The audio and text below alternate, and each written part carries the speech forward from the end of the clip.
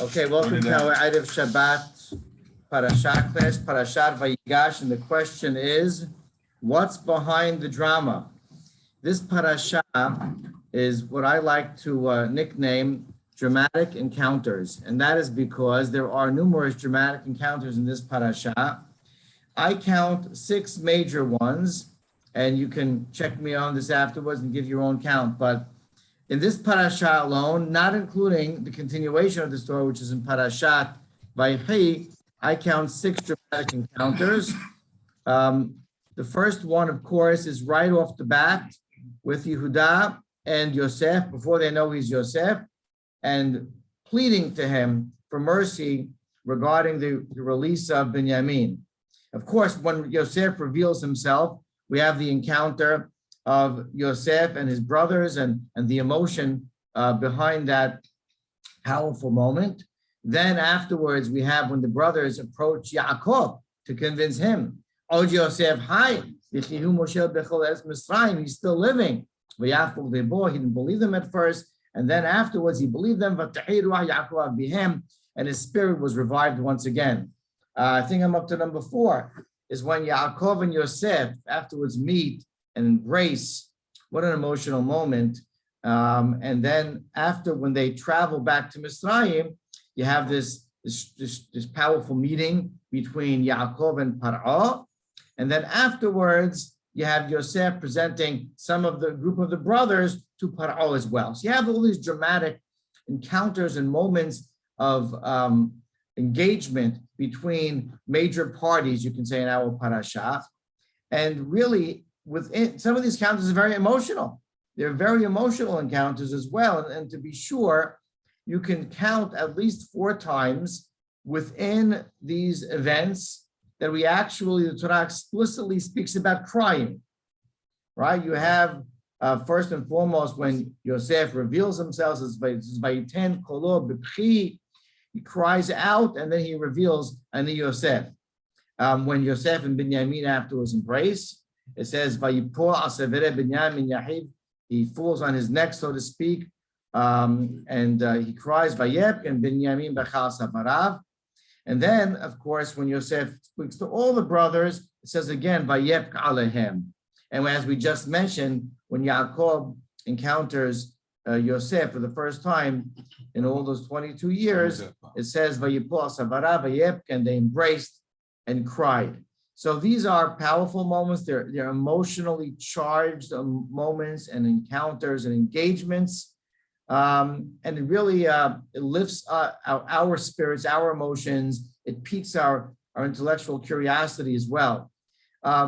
Now, behind, obviously, there's a surface level understanding. There's a depth to all these stories that the Torah scripted that Hashem scripted in the Torah. But Hashem frames everything in the Torah in certain language, in manners that allows us to have encounters like this resonate on more than one level. And one of the levels that these powerful moments are to affect us is a symbolic level. And you could really see that there's a future symbolism. Just go through Divrei HaChamim, there's a futuristic symbolism in some of these encounters, and I'll give you examples. The first one's obvious, although it's not written about too much. Vayigash elav Yehuda, when the parasha begins with this challenge, you can say, that Yehuda is giving to the great leader of the country, Yosef. And that, of course, Yehuda represents in the future the kingdom of Yehuda. It's called Yehuda, representing 2 tribes. And the other kingdom is called Israel, which really the leader was Ephraim, and represented by his dad Yosef. Those 2 kingdoms, unfortunately, throughout part of the history, actually were at odds with each other, Jews against Jews, but they certainly were separated and divided. And here you have this symbolic encounter between the future leader of Shevet, kingdom rather, Malchut Yehuda, and the leading tribe, the father of the leading tribe of Malchut Yisrael of the future. That's a very simple, brief idea. Further, you have the time when Yosef and his brothers. He revealed himself to his brothers and says, "Vayiten kolo b'pchi." And there the Hachamim tell us in Perashat Rabbah that his cry is symbolic of something. It says, just like Yosef pies, or he convinced, you can say, his brothers with using this tool of crying. Hachamim says, "Kacha Kadosh Baruch Hu goel eno goel Yisrael ela mitoch bechya."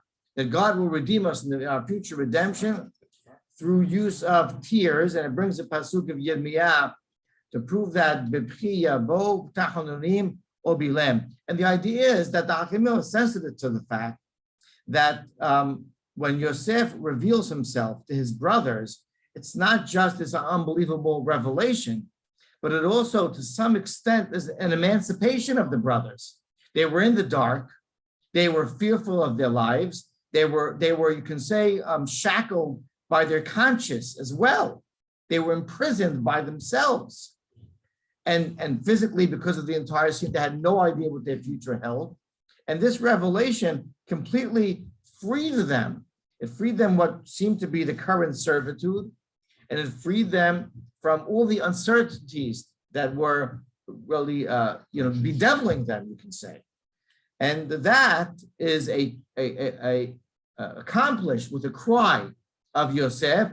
Hachamim say as well, Am Yisrael in the future will be redeemed through their crying, through their prayers, through their hopes and aspirations to come back to Eretz Yisrael and to be redeemed. And finally, definitely, the most powerful symbolism of them all is that great moment between Yosef and Binyamin when they embrace. And there, the Torah, not coincidentally, when Yosef falls upon Binyamin, it says, "Vayipol al savere Binyamin ahi," which literally means the necks. Fine, the grammarians, the Hachamim tell us that, in grammar, there's a way to reconcile that. It means his neck. But it says savere in plural, his necks literally. And then by Binyamin, he reciprocates by saying, Binyamin bacha al savarav, on his neck. And Hachamim tell us, and this is a well-known midrash, and she made this midrash famous from Perashat Rabbah as well.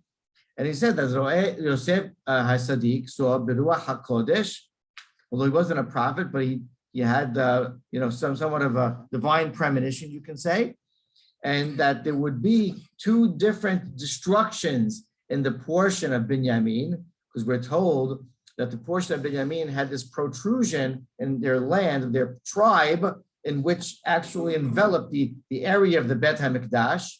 So the Bet HaMikdash sat in the official land of Binyamin, and there would to be two future destructions. The first, of course, the two future temples will be destroyed in the land and the portion of Binyamin, and to that, Yosef HaSadiq wept on his necks.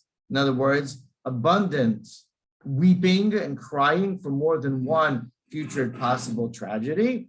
And Binyamin wept once, or so to speak, on the neck of Yosef because of the future Mishkan Shiloh, that will be destroyed in the area of Shevet Ephraim, which is Yosef, and for that he wept as well. So you have behind the drama, behind the crying and the emotionally charged moments, over and above all the other depth and meaning and surface area, obviously, surface level understanding, you have this great futuristic symbolic meaning as well. But what I'd like to, I guess we'll call it the second half now, go through in some of these dramatic moments is Yaakov and the great life lessons that we can learn from Yaakov Avinu in some of these moments, because there are almost what you can call bizarre midrashim that bring us to these moments. So, of course, Yaakov and Yosef meet. What are the words in the Pesukim when Yaakov and Yosef meet? So it says that Yosef came and he heard that Yaakov, his father, was coming. So he prepared his horse and chariot, right? And it says, as Yosef reached Yaakov, it says, Vayera elav, Vayipol al savarav, Vayep asavarav od. There's a lot of he or him in this pasuk with no identity. He appeared to him, he fell upon his neck, and he wept upon his neck further. So who is the he and the him, right? Well, the pshat is simple because Yosef is the one that appeared to Yaakov. So it says he appeared because he's the one that prepared himself, says in the previous Pesukim, the horse and chariot. So he appeared to Yaakov. So he's the subject of the pasuk. So therefore it says he fell on Yaakov. He embraced Yaakov and he cried more abundantly, profusely, shedding tears, weeping, crying on his father. Now, curiously, the pshat of the pasuk does not reflect the response and the emotional outpouring of Yaakov at that moment. Now, we're to assume that Yaakov was also emotional. His son is waiting. His spirit was just revived. There's a lot to talk about in terms of Yaakov and what happened to him in between the moment that his spirit was revived and this moment. But we're going to cut to the chase and use, again, Rashi. This time it's a midrash, and we're really not sure of the source of this midrash, but Rashi made it famous. And Rashi said that Yosef was abundantly crying more than usual. Aval Yaakov lo nafal asaverev Yosef lo neshako. Yaakov did not embrace him, did not cry, did not kiss him. Why not? V'amru rabotenu shehaya koreh et shema. It's bizarre. The Hachamim tell us that Yaakov was reading Kiryat Shema. Now, besides the way the scene, how does the scene even look? I used to picture the scene. You have the son crying on his father, and you have the other, his father going, what's going on, right? If you thought this not knowing, saw this not knowing it was Yaakov Avinu, you would think twice, right? So besides how bizarre the scene is, what are Hachamim trying to tell us? He couldn't read Kiryat Shema before or after the embrace? What is the message here? What's going on with Kiryat Shema? So the Maharal has really a profound idea. We know that the second paragraph of Kiryat Shema is V'haya. V'haya has to do with the national historic picture, and it's all about cause and effect. It's about our actions. It's about reward and punishment. It's about actions and consequences. Right? If you listen to me, I warn you. If you don't listen to me, this is the consequences. If you listen to me, there's great abundance and reward and bounty in the land of Israel. If you don't listen to me, anger, eventually leading to galut and exile. That's the theme, clearly, of Vahaya. Says the Maharal that this is the paragraph of justice, where God metes out justice. There are consequences on a national level to our actions, both positive, rewarded for our great behavior and our commitment to God, and negative, punished by rebelling against God. And therefore, this is the paragraph, you can say, of great perspective of justice. And at this moment, Yaakov Abinu, it dawned upon him that look at what Hashem has done for my boy, for my son. Look at what he's gone through. It was so unjust. The treatment, the sale from the brothers, what trauma. How much was he scarred from that? And then afterwards, the unjust imprisonment, and then never knowing he's going to come out. Look what this boy went through, and look what God did for him. He elevated him to this incredible position of prestige and of honor and abundance. That is justice. What I'm seeing right now, so he took that moment to look at the big picture, to look beyond the emotion, and to say, look at the way HaKadosh Baruch Hu runs the world. That's what the symbolism is of reading Kiryat Shema, says the Maharal. The Malbim said, what does Kiryat Shema in the first paragraph, after the first pasuk, really highlight? Love of God. The recipe, you can say, and the how of loving God. At that moment, when the man should have been overcome with an outpouring of emotion and of crying, instead, after he had this incredible rush of emotion when he was first told about Yosef living, but this is Yaakov Avinu, this is the great prophet. And at that moment, he was able to overcome his personal love to his son and rather focus, demonstrate his primary allegiance, and that is to HaKadosh Baruch Hu. And maybe he loved his son through God, but he loves God more than anything else. And that's the Kriyat Shema. That's the Ve'ahavta. Look at Yaakov Abinu in a life moment of emotion. We're emotional beings. But instead taking advantage of that moment for perspective. We're at a wedding.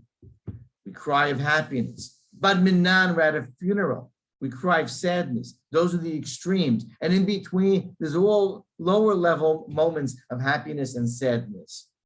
But really, those are opportunities, those moments. Those are big picture moments that we have the opportunity to take perspective and think about life and think about what this moment really means in our life and relative to HaKadosh Baruch Hu. Take advantage the way Yaakov Abinu, our model, did during those moments. And there's one more message that I want to convey from Yaakov, and that is in one of the encounters with Paro.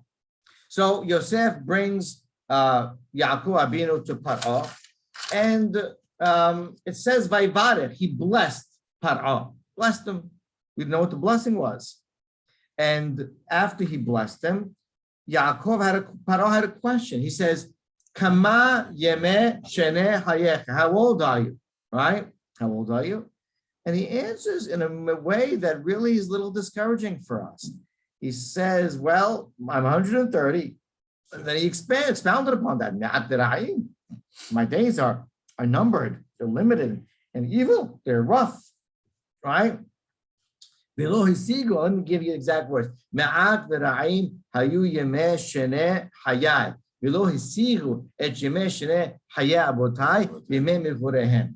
And I didn't even reach the age of my forefathers, my father and my grandfather, respectively 175, 180 years old, Abraham and Yitzhak, in the days of their megurehen, living or their sojourns, their travels. So really, that's for us. He's a man of great perspective. He's complaining about life. What is he doing? You have to, obviously, the Torah is not missing words. You have to pay attention to the wording over here. And of course, he could have just asked him, how old are you? What does he say? Come on, yemeh sheneh, yemeh sheneh. Shanim, just ask him the shanim, yemeh. Yemeh implies more, from the book of Mishleh, that there's shenot hayim, there's years of life. And so Rabbi Hirsch points out that the word yemeh, where he could have just, used the common terminology, is an extra question that that it was implied, another extra question that Paro was asking Yaakov. Now, for us, in the Pshat, the Pashtanim tell us that on one hand, he looked really old and ragged because of his life experience. On the other hand, it could be that in Egypt, they weren't used to seeing people at such ages. But they passed at a younger age by that time. He could have been 30 years older than the oldest person around. So that could be the simplicity of the question. Rabbi Hirsch points out that that word yemeh implies another question. I wonder what the quality of your days.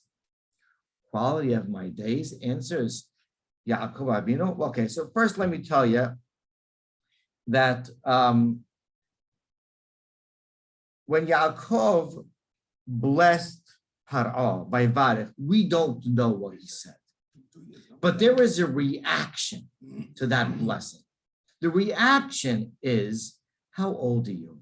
And what are the quality? Tell me about the substance of your life. There was something that Yaakov told Paro, we'll never know until Mashiach comes, that made such an impression on the man that he needed to know something. He needed some insight about Yaakov Abinu's life. So Yaakov said, you want to know about my life? So he answered a little bit indirectly. He said, I'm not sure exactly what you mean. If you mean my age, here's my age. You want to know the quality of my life? So he says, Yemeh sheneh hayah, Yemeh sheneh megurai. How long have I lived on this earth? So far, 130 years. You want to know what the quality of my life? Here's my answer. Lo hisihu et Yemeh sheneh hayeh abutai. In terms of quality, they haven't come close to my forefathers. You want to know how I feel about my accomplishments? I'm going to tell you. They're not good enough. That's the way I feel about my accomplishments. I'm nowhere near my father and my grandfather. I don't feel I've done enough. That's what I'll tell you. You're so impressed by me. You feel like, wow, this person just blew me away. I'll tell you a secret. My father and my grandfather would blow you off your chair. I'm nowhere near. That's the way I think about my life. It's an incredible perspective. This is Yaakov Avinu. What the prophet, the leader, the man of power, the founder of the tribes. That was his perspective. And what did he go on to do in the next 17 years from Perashat Vayigash and on?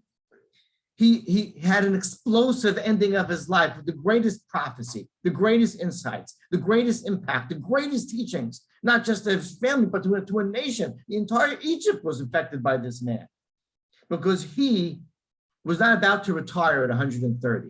His attitude was not good enough, never good enough, not satisfied, haven't come near my potential. Pick it up, man. Keep going. I have a long way to go. And he picked it up. And he lived the best, most quality and productive years of his life, those last 17 years. And that's the message that he gave Paro. And that's the message that he leaves us with in this parasha, in one of these great dramatic encounters, that we don't retire on life. We live life to the fullest. We don't stop being motivated. We're not content with our accomplishment. We're not satisfied with what we've done up till now. We look at every moment of life as wonderful and happy, but not enough. And that motivates to take it to the future. And that is one of the life lessons in one of these great and powerful encounters from Perashat Vayigash. Amen. Shabbat shalom.